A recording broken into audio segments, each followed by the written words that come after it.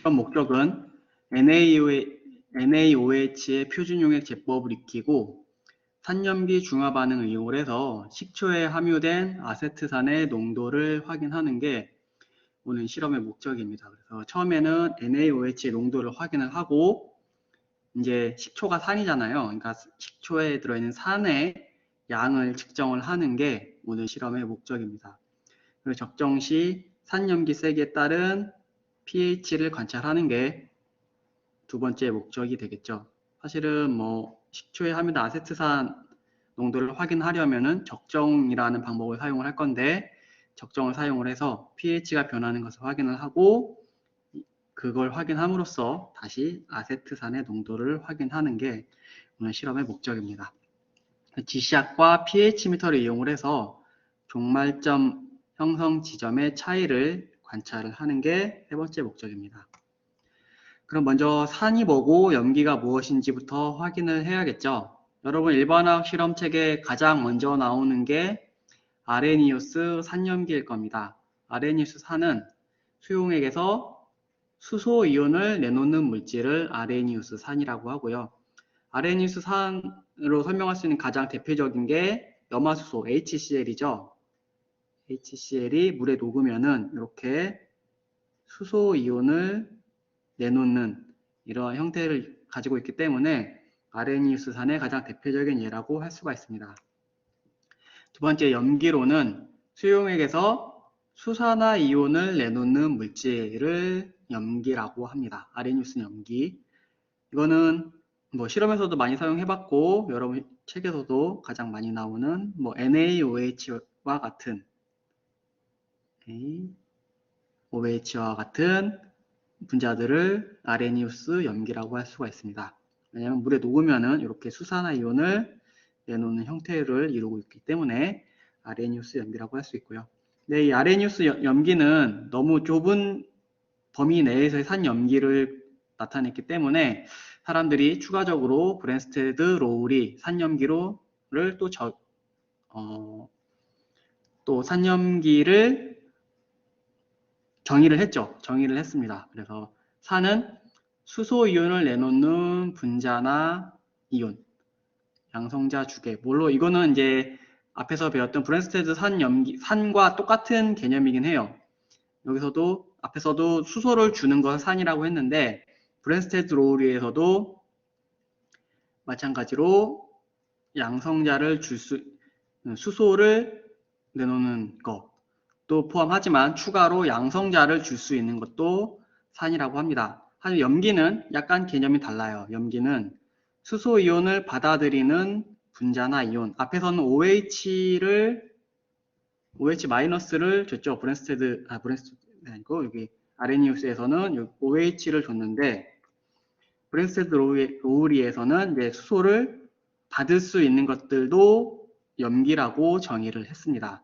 더 대표적으로 우리가 볼 수 있는 게 NH3죠. 암모니아 같은 경우에는 이렇게 수소를 하나 받을 수 있어서 염기로 작용을 한다고 많은 분들이 알고 계실 겁니다. 하지만 여기서도 한계는 있는데요. 수용액이 아닌 경우에 일어나는 산염기 반응을 설명할 수 있지만 수소 원자를 포함하고 있어야 한다는 제한이 있습니다. 그래서 이러한 제한을 또 확장시킬 수 있는 개념을 사람들이 만들었는데 그것은 이제 루이스 산염기, 여러분 책에서도 세 번째 나오는 산염기 설명이죠. 루이스 산염기는 이제 수소를 뭐 주고 받거나 뭐 OH를 내거나 그런 것들이 아니라 전자쌍을 받는 물질과 주는 물질로 정의를 했습니다. 산은 전자쌍을 받을 수 있는 물질, 전자쌍 받계라고 하고요. 지금까지 산 같은 경우에는 항상 줬잖아요. 수소를 주든 양성자를 주든 했지만 루이스 산염기에서는 이제 전자쌍을 받는 것을 산이라고 합니다. 그 염기는 반대로 전자쌍을 주는 물질, 전자쌍 주계라고 해요. 그래서 여기 보면은 BF3와 NH3가 있는데요.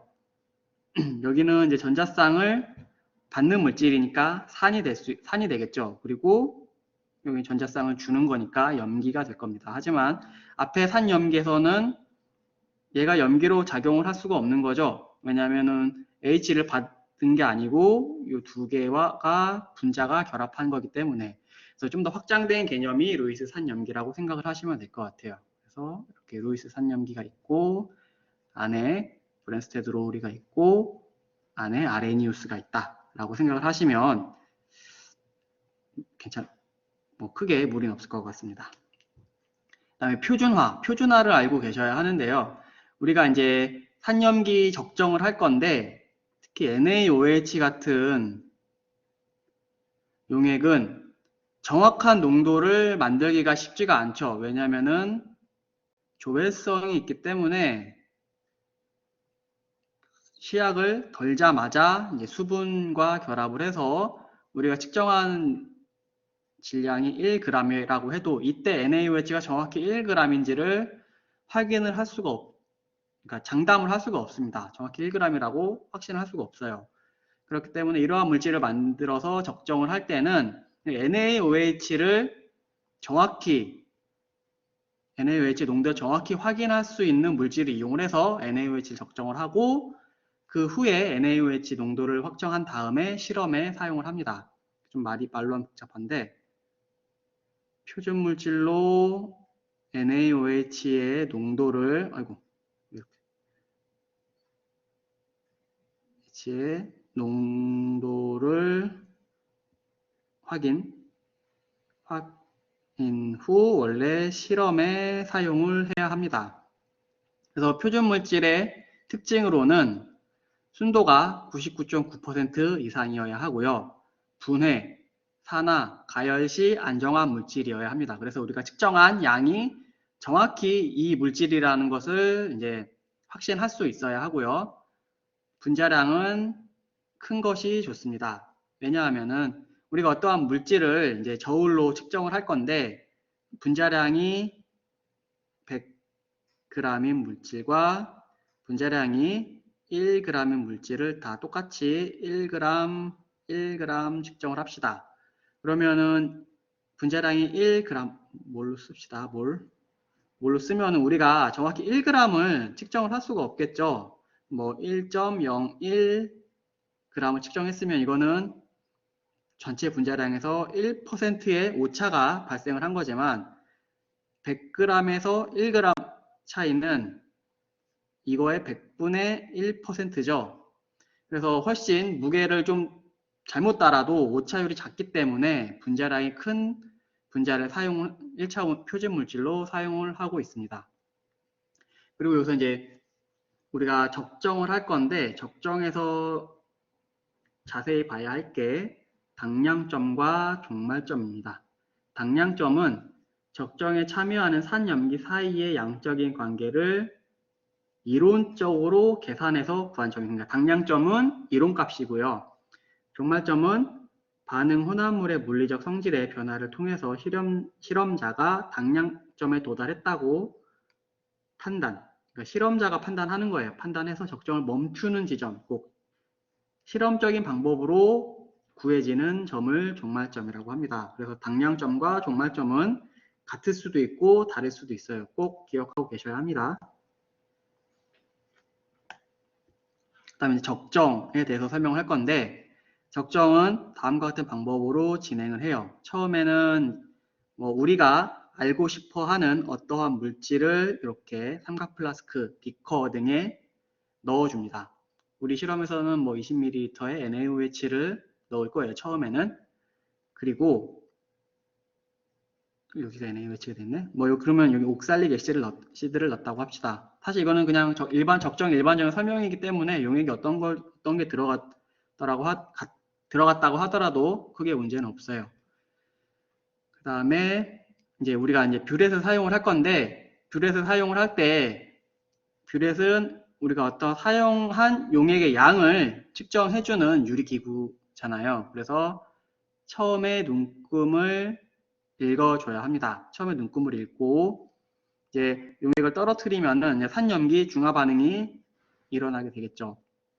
그리고 이제 당량점이 아니라 종말점이죠. 실험이니까 종말점에 도달하게 되면은 이렇게 색깔이 변하는 것을 관찰을 할 수 있어요. 대신 이렇게 색깔이 변하는 걸 관찰하려면은 지시약을 넣어줘야만 관찰을 할 수가 있습니다. 그렇지 않을 경우에는 pH미터를 사용을 해서 pH를 측정을 해도 되겠죠. 사실 자기 실험 조건에 따라서 pH미터를 사용을 해도 되고 뭐 지시약을 사용해도 되는데, 지시약을 사용할 때 조심해야 할 점은 뭐 뒤에 지시약에 대한 설명이 나올 때 추가로 설명을 할게요. 몇 가지 주의해야 할 점이 있습니다. 이렇게 나중 부피를 구하면은 이제 처음 부피에서 나중 부피까지 우리가 몇 밀리리터 사용을 했는지를 알 수가 있는 거죠. 그러면 우리가 만든 NaOH 용액의 몰농도를 알고 NaOH의 부피를 알면은 이게 몇 몰인지 알 수 있죠.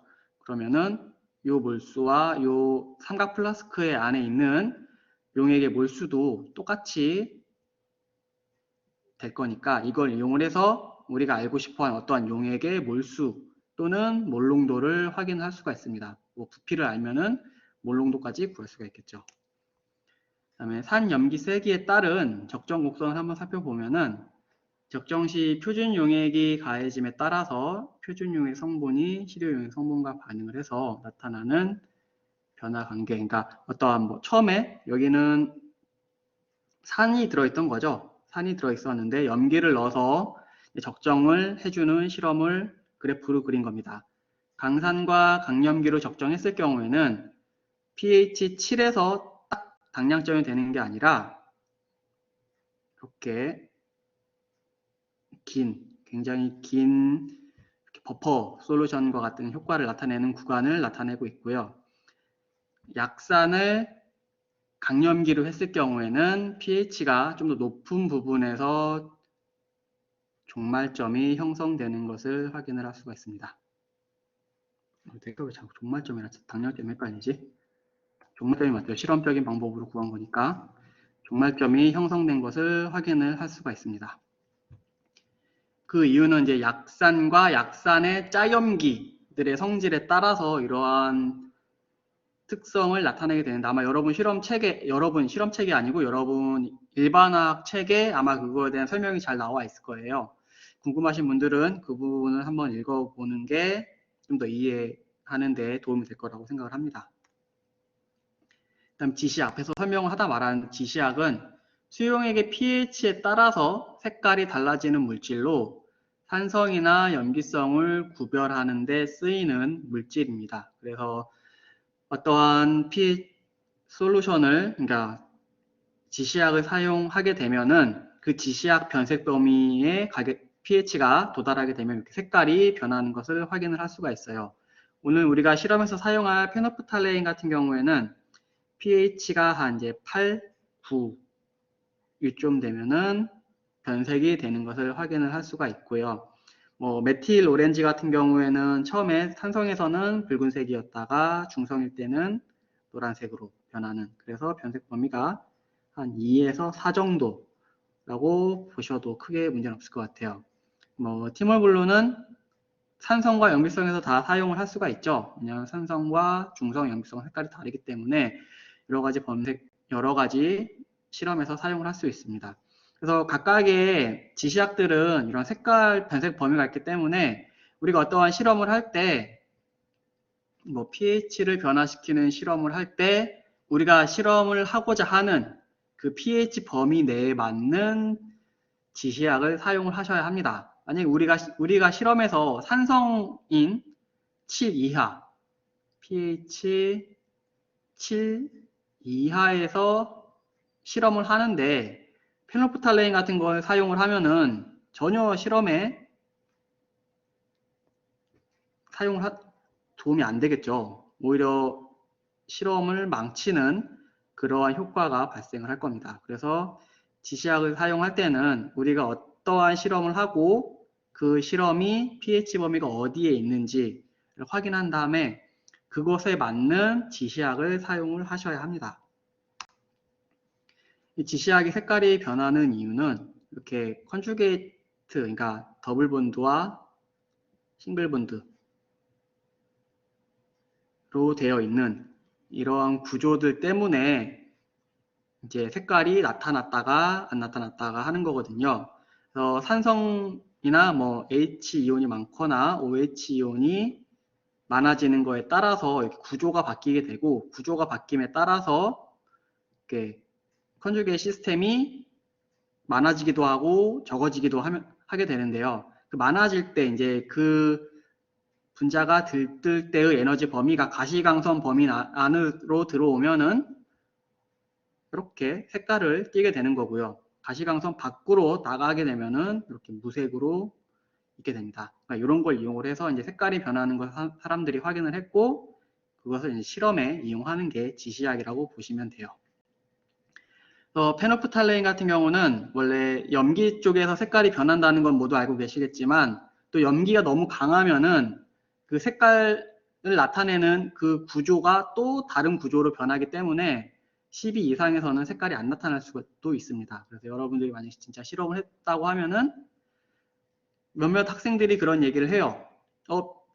NaOH를 넣었는데 색깔이 없어졌어요. 그런 경우 이게 구조가 변해서 색깔이 다시 없어지는 경우예요.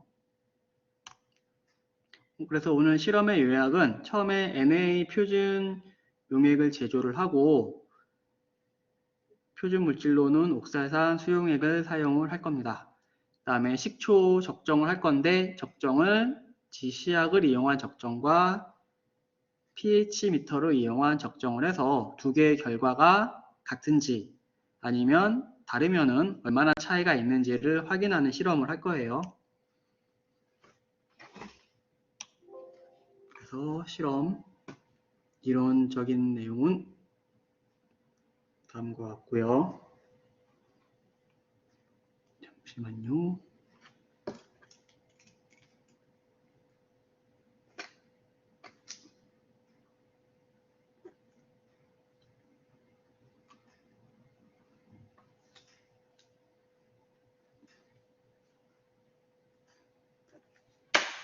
실험 동영상을 보고 나머지 부분을 설명을 할게요.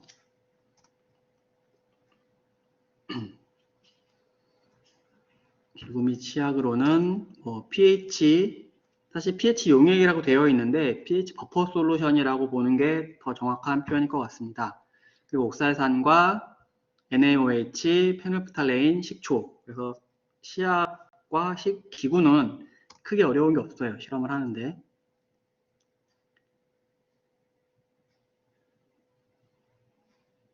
기구는 다음과 같고요. pH 미터를 사용할 거기 때문에 그 pH 미터가 중간에 있는 것을 확인을 할 수가 있습니다. 처음에 시약을 준비를 하셔야 해요. 저울을 사용할 거니까 저울의 수평이 맞는지 확인을 하고 저울을 사용하시면 됩니다. 유산지를 넣고 0점을 맞춘 다음에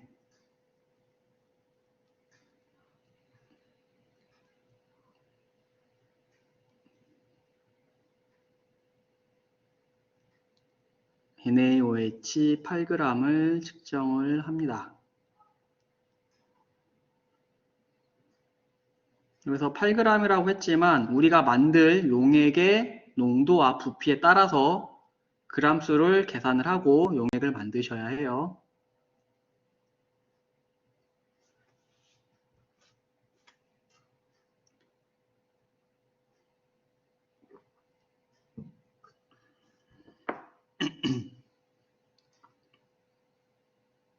그 후에 옥살산도 만들어야 하니까 옥살산도 4.5g을 정확히 측정을 해서 용액을 만들 때 사용하시면 됩니다.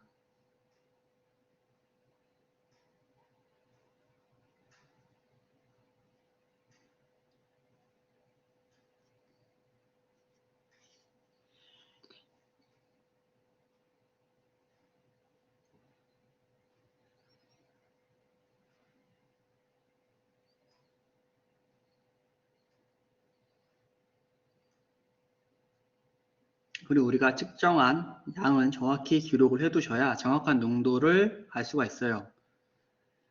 그 다음에 1몰 NaH 용액 200ml를 제조를 해주시면 됩니다.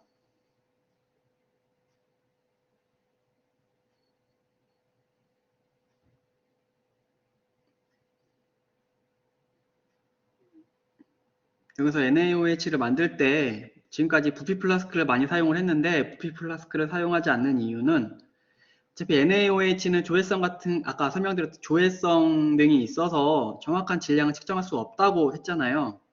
그리고 그러한 이유로 표준 물질로 1차적으로 농도를 확인해주는 과정을 거칠 거기 때문에 부피 플라스크에 만들지 않고 비커에 만들어서 사용을 해도 크게 문제는 없습니다. 왜냐면은 결론적으로 말하면은 다시 이 NaOH의 농도를 확인할 거기 때문에.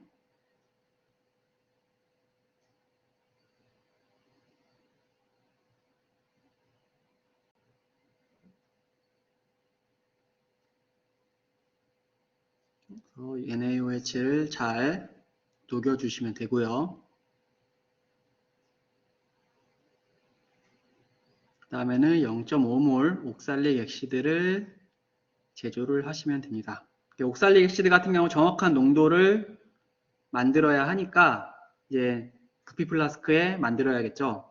왜냐면 옥살릭 액시드로 NaOH의 양을 농도를 정확히 정량을 해야 하기 때문에.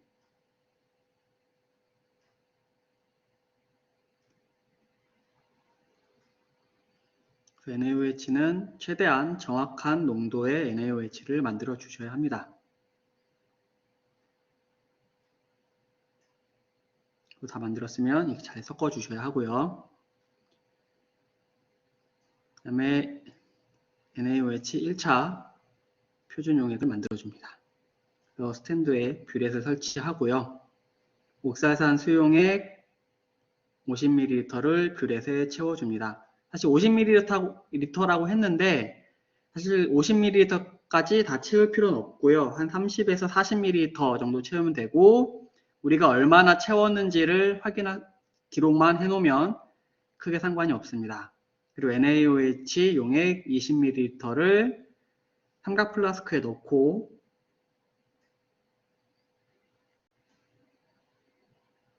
실험을 진행을 하면 되는데 여기서도 주의하셔야 할 점이 NaOH의 용액의 부피가 달라지면은 나중에 우리가 농도를 계산을 할 때 농도도 틀려지겠죠.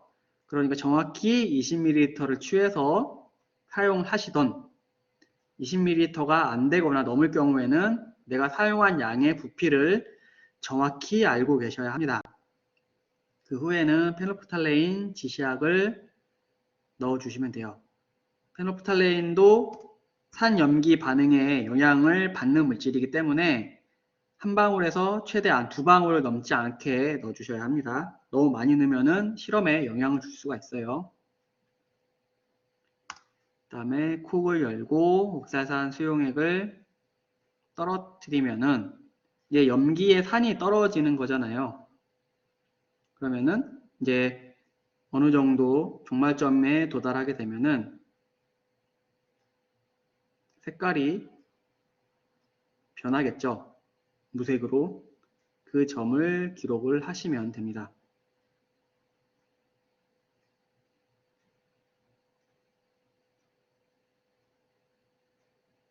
이제 색깔이 점점 연해지는 부분이 있는데 이때부터는 용액을 굉장히 천천히 떨어뜨려 주셔야 합니다. 한 방울만 떨어뜨려도 색깔이 확 변할 수가 있기 때문에 정확한 종말점을 측정하기 위해서는 색깔이 연해지면 연해질수록 용액을 떨어뜨리는 양을 줄여 주셔야 해요. 앞의 과정을 2회 더 반복을 해서 우리가 측정한 실험 결과를 좀 더 신뢰도가 높아지도록 해주는 거죠. 3회 반복을 해서 평균을 내면은 한 번을 실험했을 때보다는 조금 더 신뢰도가 높아지겠죠. 그 다음에 식초의 적정을 하시면 됩니다. 식초는 휴무드에서 정량을 하셔야 해요. 왜냐하면 냄새가 많이 나니까. 휴무드를 사용을 할 때는 1학기 때도 많이 설명을 들으셨겠지만 머리가 들어가면 안 돼요. 굉장히 물론 일반화학 실험에서는 그렇게 유독한 화학물질을 사용하지 않고 있기 때문에 크게 위험하지 않을 수도 있겠지만 여러분들이 이게 습관이 들였을 때 정말 위험한 물질을 사용하고 있는데 머리를 넣게 되면은 정말 큰일 날 수가 있습니다. 그 대학원생들도 그런 경우가 있어요. 유기화학을 전공한 대학원생임에도 불구하고 머리를 넣어서 사고가 나는 경우도 종종 발생을 하니까 주의하셔야 하고요. 그다음에 식초 10ml를 피펫으로 떠서 정확한 질량을 측정을 합니다. 그리고 이 질량을 기록을 해 두셔야겠죠.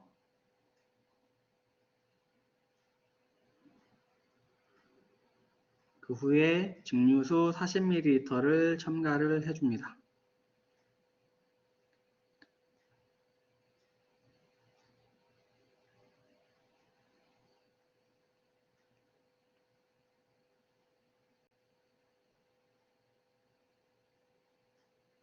식초의 농도를 좀 연하게 해주는 이유는 우리 교반을 해줄 건데 그래도 용액이 좀 있어야 교반이 잘 되거든요. 그래서 교반도 좀 원활하게 잘 되고 pH 미터를 사용하는 경우는 전극보다 용액이 아래에 있으면 측정이 안 되기 때문에 그러한 것도 그러한 이유 때문에 증류수를 넣어주고 있습니다. 사실 증류수를 넣어준다고 해도 사용한 식초의 양은 똑같기 때문에 몰수는 변하지가 않겠죠. 그래서 실험 결과에는 큰 영향은 없습니다. 그다음에 뷰렛을 또 사용할 거기 때문에 뷰렛에 용액을 채워주면 되고요. 뷰렛을 사용할 때는 이 뷰렛 앞부분에 공기방울이 없는 것을 확인을 하고 사용을 하셔야 합니다. 이번에는 아래가 산이고 넣어준 용액이 NaOH니까 용액을 넣어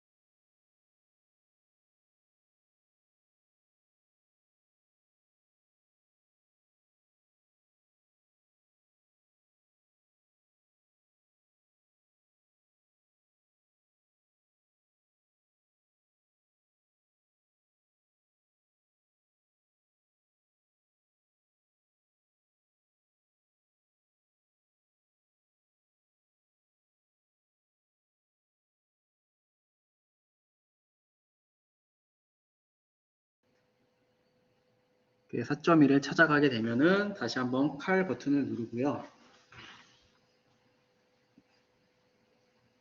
이 전극은 버퍼 솔루션에 담겨 있었던 거니까 한번 세척을 해주고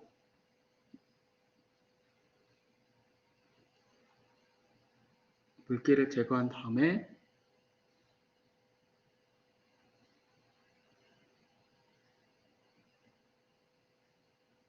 pH 7 버퍼 솔루션을 전극에 담가줍니다. 그리고 또 7에서 안정화가 될 거예요.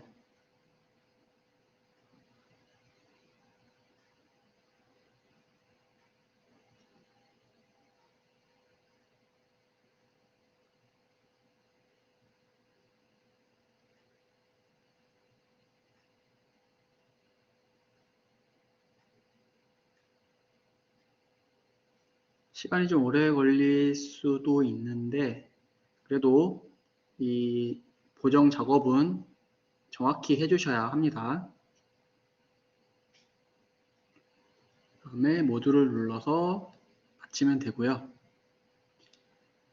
이제 앞에 실험과 마찬가지로 이제 pH 미터를 이용한 적정에 사용할 식초도 똑같은 방법으로 질량을 측정을 해야겠죠.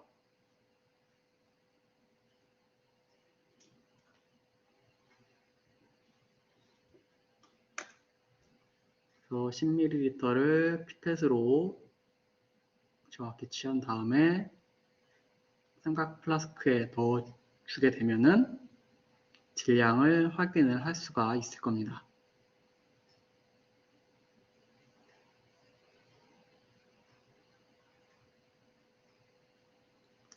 측정된 질량을 기록을 해주시고요.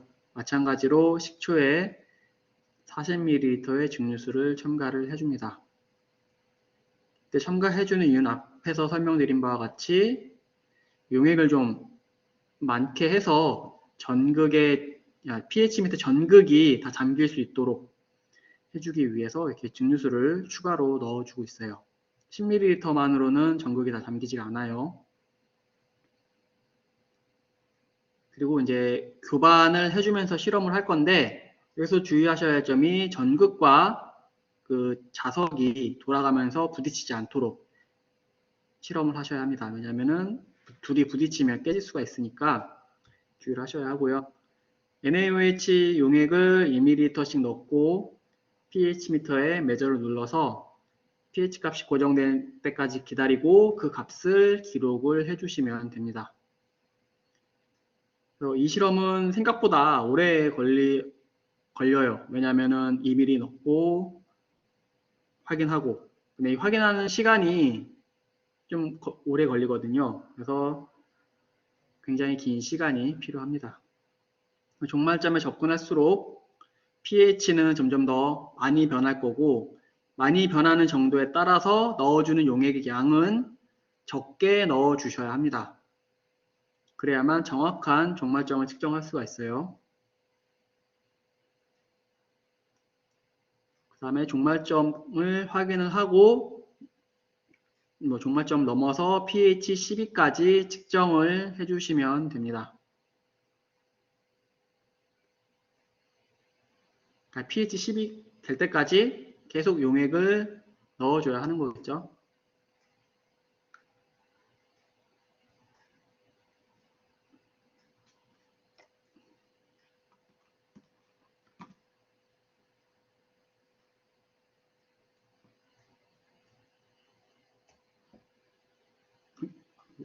처음부터 어렵지.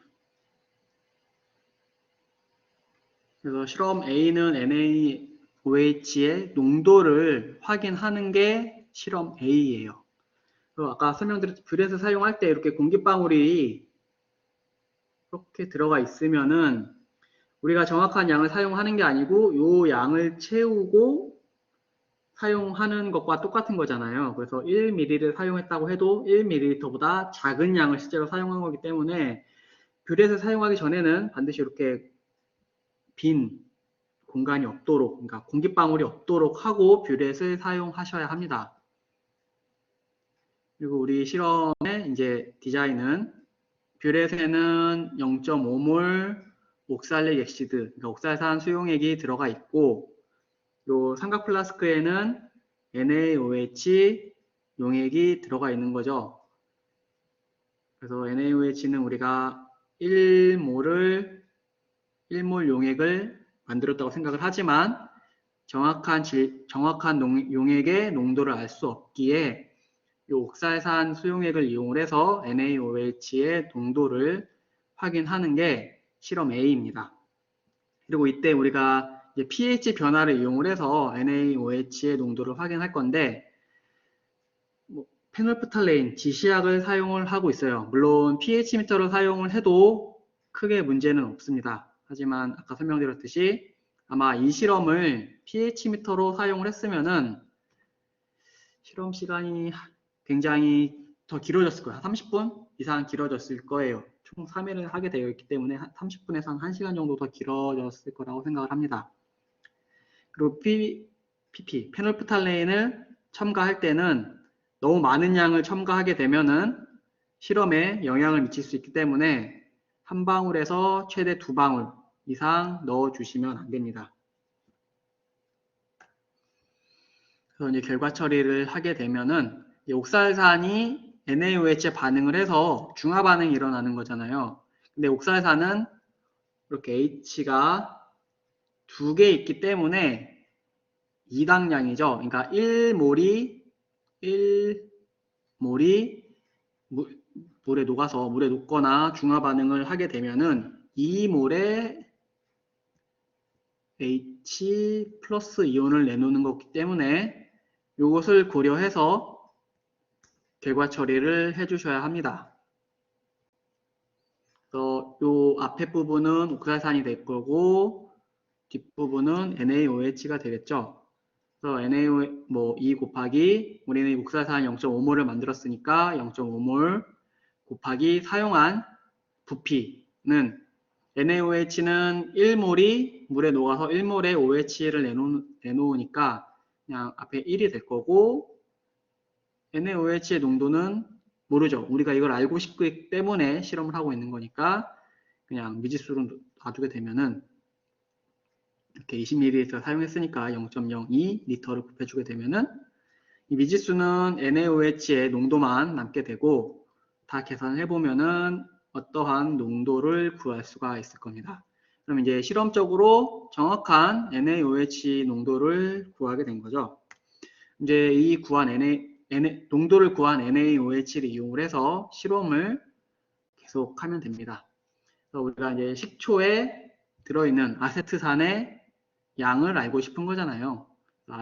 식초를 이용을 해서 실험을 할 건데 식초의 질량을 먼저 측정을 해야 이 식초에 아세트산이 얼마나 들어가 있는지를 확인을 할 수가 있으니까 저울을 이용을 해서 식초의 질량을 측정을 하고요. 정확히 식초 10ml의 질량을 측정을 하고 이렇게 식초만 넣으면은 용액의 양이 너무 적어서 섞어주기도 힘들고 하니까 증류수를 추가로 40ml를 넣어주고 실험을 진행을 합니다.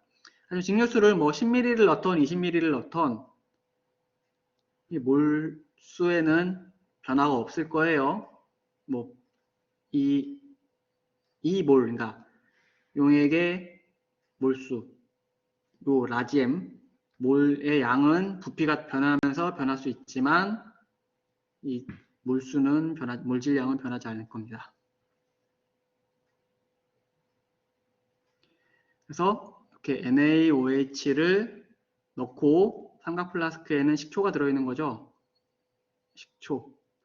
그리고 처음 눈금을 읽고 종말점에 도달했을 때의 눈금을 읽게 되면은 사용한 용액의 부피를 V1을 알 수 있고 우리는 앞에서 구한 농도를 알고 있기 때문에 이렇게 구할 수가 있겠죠. 그리고 질량, 부피도 알고 우리가 알고 싶은 거는 요 농도죠. 농도를 구할 수가 있습니다. 이런 식으로 식초에 포함된 아세트산의 몰수를 구할 수가 있고요. 이 아세트산의 몰수를 이용을 해서 우리가 부피를 이미 다 알고 있기 때문에 식초에 함유된 아세트산의 퍼센트 농도도 구할 수가 있습니다. 몰수를 이용해서 질량을 구할 수가 있죠. 왜냐하면 몰수에 대한 단위가 몰은 그램 퍼 몰. 이거 뭐지? 잠깐만. 뭐 이상한데?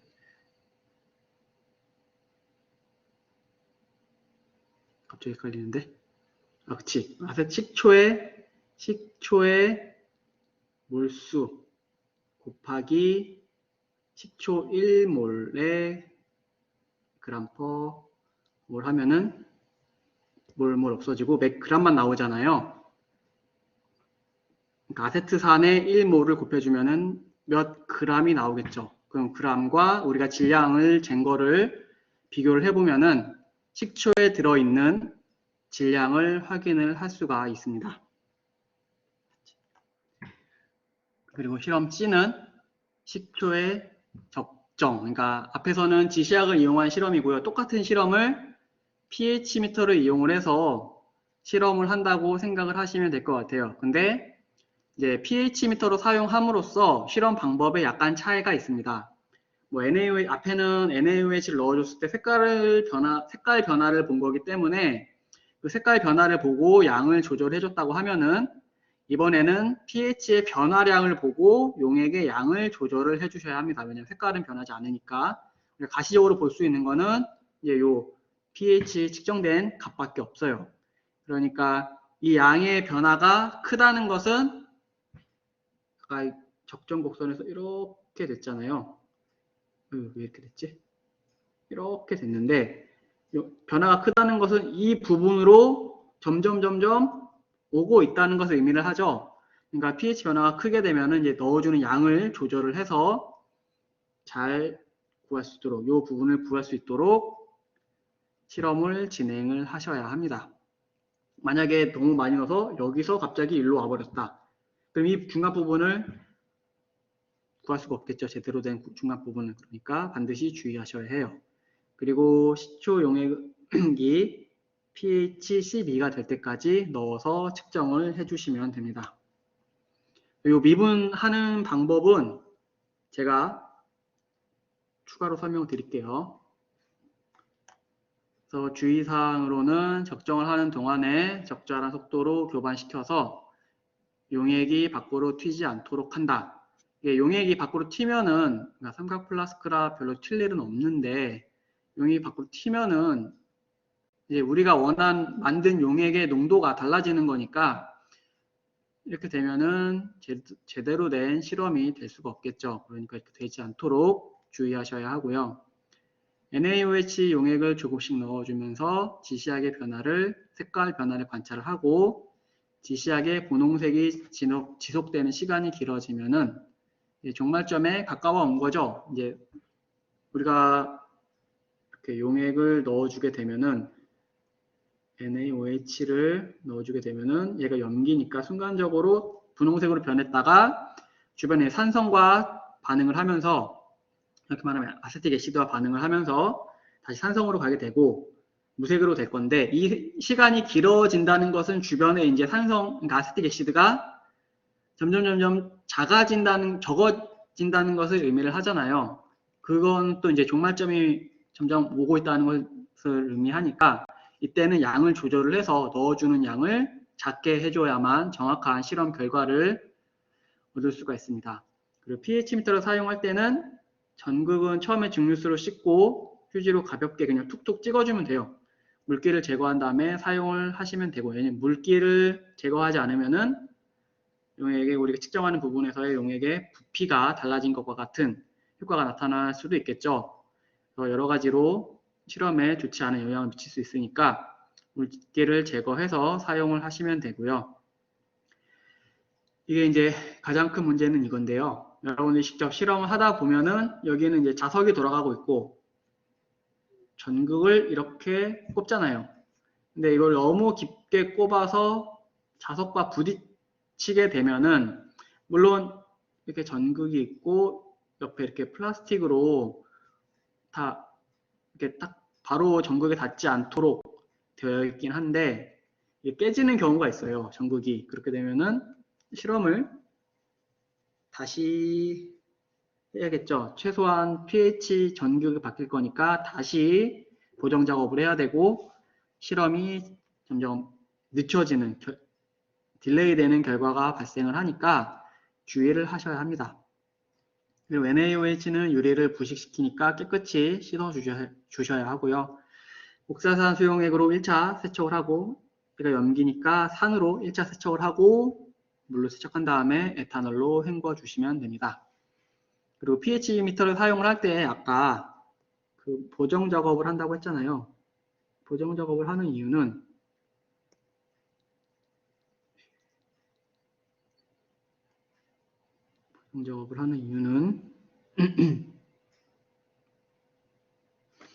우리가 pH 미터를 뭐 매번 사용을 하다 보면은 여기 뭐 이제 이물질이 약간 묻어 있을 수도 있고 처음 상태와 이게 전극이 소모품 같은 개념인데요. 사용을 하면 할수록 뭔가 좀 성능이 좀 민감도도 떨어질 수도 있고 여러 가지 환경이 변할 수가 있겠죠. 그래서 처음에는 잘 측정을 했는데 뭐 pH를 이렇게 측정을 했는데 시간이 가면 갈수록 처음 잡았던 환경에서 멀어지는 상황이 발생을 할 겁니다. 그렇다고 이걸 뭐 한 번 쓰고 두 번 쓰고 버릴 수는 없잖아요.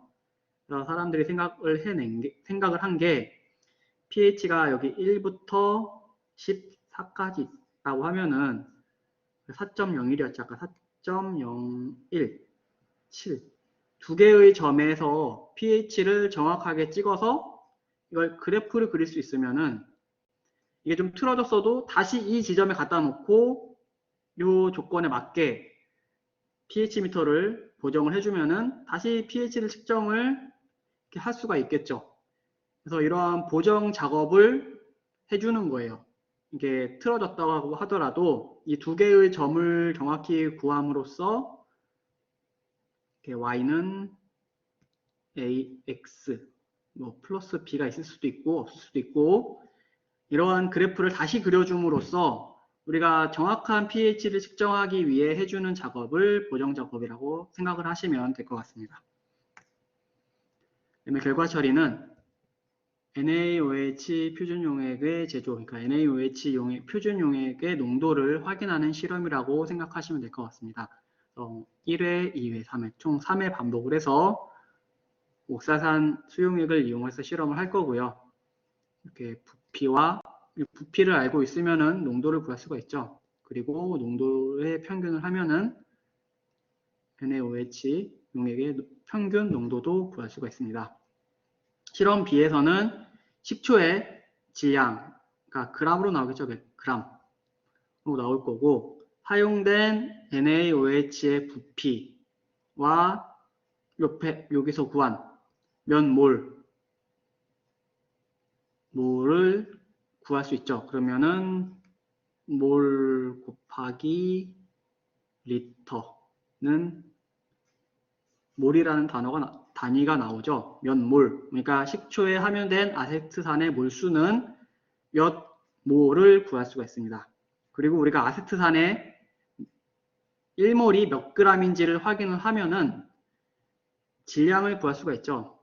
그러니까 그램 퍼 몰 단위니까 곱해주면은 또 몇 g을 구할 수가 있고 이제 우리가 처음에 질량을 구했잖아요. 질량을 구하고 아세트산의 질량을 구했으니까 식초에서 아세트산이 차지하고 있는 양도 쉽게 구할 수가 있습니다. 이번 결과 처리는 어렵지 않아요. 굉장히 쉽습니다. 그래서 그렇게 결과 처리를 해오시면 되고 이걸 똑같은 방법을 하면 되는데요. 여기선 달라진 게 그냥 pH 미터를 이용을 했기 때문에 바로 구할 수가 없어요. 그래프를 그려서 이제 미분 곡선을 구해야만 결과 처리를 정확히 할 수가 있습니다. 그 결과 처리한 값을 부피에 사용하시면 돼요. 그리고 나머지 방법은 똑같이 결과 처리를 해오시면 됩니다. 토의 내용은 적정에 필요한 적정을 할 수 있는 실험의 조건들이 있어요. 그거 인터넷 찾아보면은 많이 나오니까 한번 찾아보고 이러한 필요 조건을 만족시키는 반응들은 무엇인가? 그러니까 적정에 필요한 조건들도 있고요. 찾아보면은 이러한 조건을 만족시키기 때문에 적정으로 쉽게 할 수 있는 실험들도 나와 있습니다. 그거를 찾아서 적어 오시면 되고요. 이제 G샷과 pH 미터를 이용한 실험을 해본 건 아니죠. 봤죠. 하는 걸 봤는데 여러분들이 직접 실험을 했다면은 각각의 장점과 단점은 어떤 것들이 있을지 한번 생각을 해서 적어 오세요. 그리고 표준 물질로 사용한 조건을 설명을 하고, 그러니까 표준 물질은 어떤 물질이어야 한다. 앞에서 제가 수업 앞에서 설명을 드렸죠. 그거에 대한 설명을 좀 더 찾아서 하시고 KHP라는 물질과 우리가 실험에 사용한 옥살산 중 어떠한 게 표준 용액에 적합한지 설명하시면 돼요. 표준 물질로. 그러니까 NaOH의 농도를 확인하기 위한 실험을 할 때 어떤 게 더 정확한 적합한 물질인지 생각을 해서 써오시면 됩니다. 이것도 아마 인터넷 찾아보면 굉장히 쉽게 어떻게 생겼는지도 나와 있고 분자량도 나와 있고 하니까 한번 여러분이 생각을 해서 이 조건을 생각해 봤을 때 이 두 개 중 어떤 게 더 적합하겠다 라고 생각되는 것을 적고 그 이유를 내가 이렇게 생각했기 때문에 이게 더 적합한 것 같다. 아니면 조사해 보니까 뭐 KHP는 이러한 성질이 있고 옥사사는 이런 성질이 있기 때문에 어떤 게 더 적합하다. 이렇게 적어 오시면 됩니다. 이거 어렵지 않을 거예요.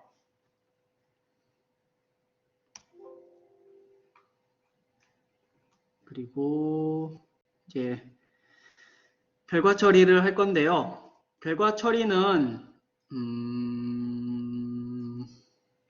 이렇게 3회 하라고 되어 있는데 사실 생각해 보면은 이 3회에 대한 각각의 몰농도를 구하고 평균을 하나.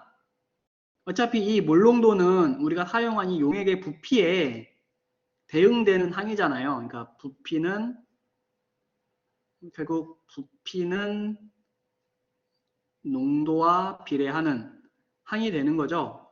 그래서 굳이 이걸 다 3번 각각 농도를 계산할 필요는 없는 것 같아요. 똑같은 계산을 3번이나 할 필요는 없는 것 같아요. 이거 부피를 평균 내서 그냥 농도 계산을 한번 해도 똑같은 결과가 나올 겁니다. 그래서 그렇게 결과 처리를 해오시면 될 것 같아요. 부피의 평균을 내서 이걸로 몰수를 구해오면 됩니다. 나머지는 어떻게 좀 줄여보려고 했는데 줄일 방법이 없어요. 이거는 워낙 계산이 간단하고 실험이 간단한 실험이라 어려운 것도 아니고 해서 줄일 수 있는 방법이 없더라고요. 그래서 두 개는 결과 처리를 해오시면 되고요. 여러분들이 지금 미분점을 찾아야 하는데 어떻게 찾아야 하는지 한번 설명을 드릴게요. 뭐 아시는 분들도 있겠지만 그리고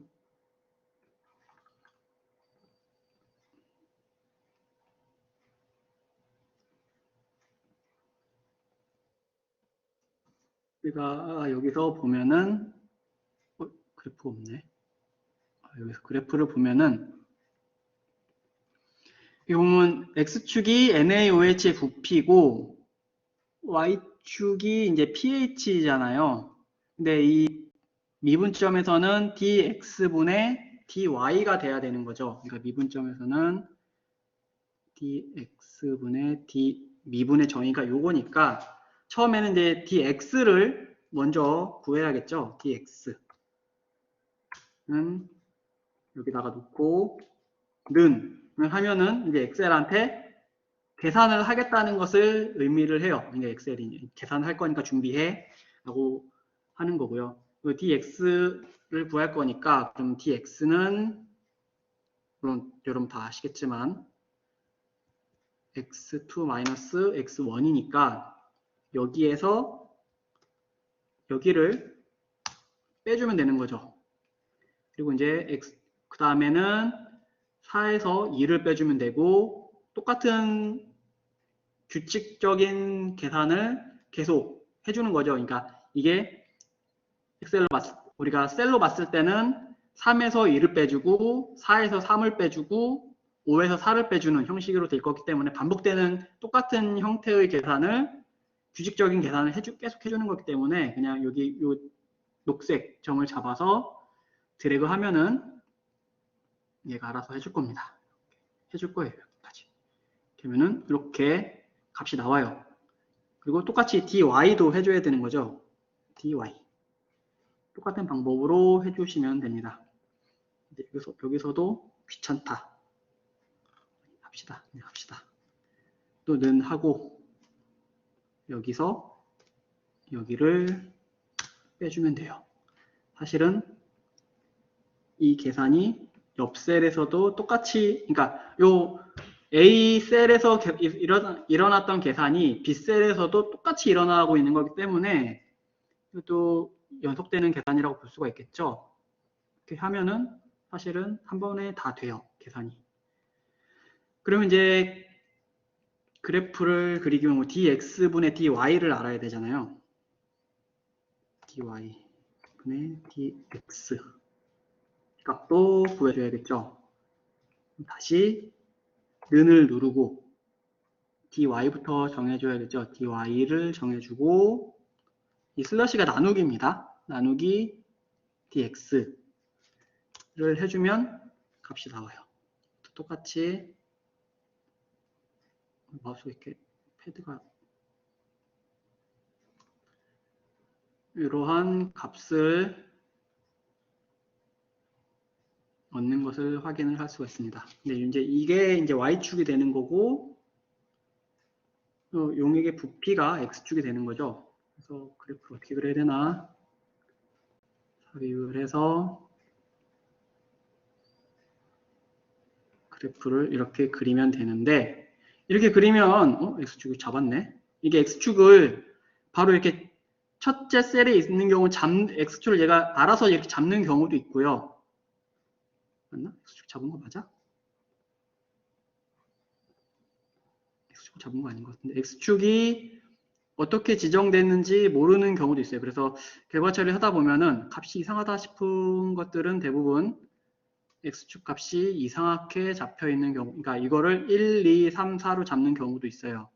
그러니까 반드시 이 오른쪽 버튼 눌러서 데이터 선택을 하고 편집을 해주셔야 합니다. x축이 맞는지. x기억 값이 지금 없죠. 그러면은 여기서부터 그냥 1, 2, 3, 여기서 1, 2, 3, 4로 잡은 거예요. 얘는 x축을. 근데 그렇게 잡으면 안 되잖아요. 우리는 부피를 알아야 되니까 범위를 선택을 해서 x축의 범위를 지정을 해주셔야 합니다. 지정을 하고 엔터를 누르고 y축은 잡혀 있긴 한데 다시 한번 확인해 보는 거죠. 그래서 엔터를 누르고 확인을 누르면은 이제 정확한 값을 가지는 그래프를 그릴 수가 있고요. 이렇게 보면 잘 안 보이니까 차트 종류로 해서 이렇게 그리면 잘 보일까? 이렇게 그려주면 되죠. 그리고 이 점을 찾아서 사용을 하시면 돼요. 23.6, 19.55, 그러니까 요 y축 값이 19.55고 사용된 부피는 23.6이 되는 거죠. 이렇게 해서 결과 처리를 해오시면 됩니다.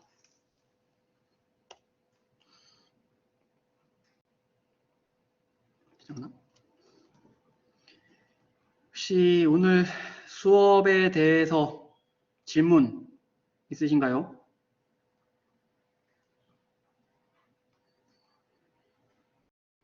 질문 없어요?